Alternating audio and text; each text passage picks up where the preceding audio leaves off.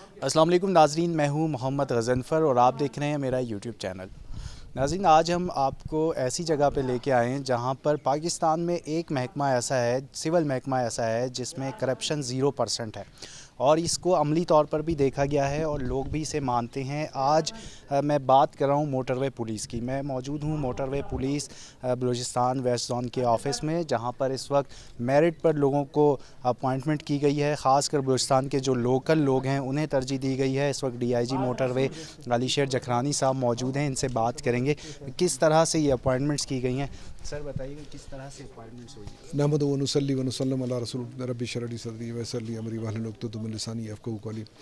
देखिए, हमारे पास इस वक्त जो फेजेज़ हैं national highway and motorway police के, तो उसमें से एक फ़ेज़ जो फ़ेज़ 1 में हमारे पास थे वो N85 हुशाब से लेके अपना सूराब से लेके हुशाब तक, और यहाँ कुचलाक से लेके अपने जोब तक, ये N50 है, वो N85 है। इन दोनों को हमें ऑपरेशनलाइज करना था फ़ेज़ 1 में।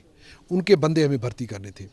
हमारे जो यूनिफॉर्म लोग थे उनको तो हम पहले इंगेज कर चुके हैं, काफ़ी हमारे अपॉइंट हो चुके थे। जो सिविलियन काडर हमारे लोग थे वो अभी तक मुकम्मल नहीं हुए थे। इसी वजह से इनकी प्रोसेस कोई 6-8 महीने पहले स्टार्ट हो चुका था। कोरोना की वजह से वो थोड़ा सा डिले हो गया था। अभी उनकी इंटरव्यूज़ हो गए, उनके बाद उनकी स्किल टेस्ट हुआ, उनके बाद जो जिस काम के लिए है, जैसे मैंने कुक आपको बताया, तो उनकी cook skill point of view से उनके टेस्ट लिए गए।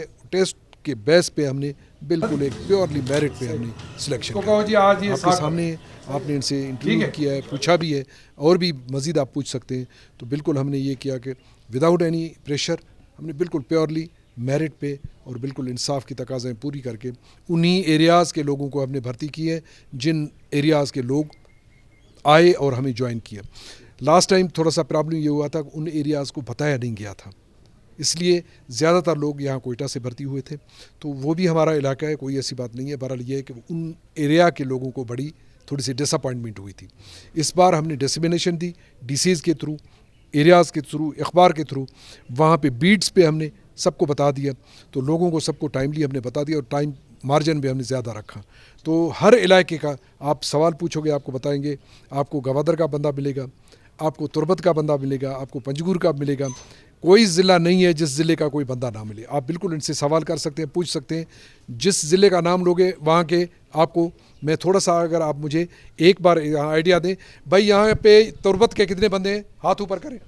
आपको तुरबत का बंदा मिलेगा। पंजगुर के कितने, पंजगुर के कितने, अच्छा अपने सिकंदराबाद के कितने, जोब के कितने, किला सैफुल्ला के कितने, पिशीन के कितने, मूसा खेल के कितने।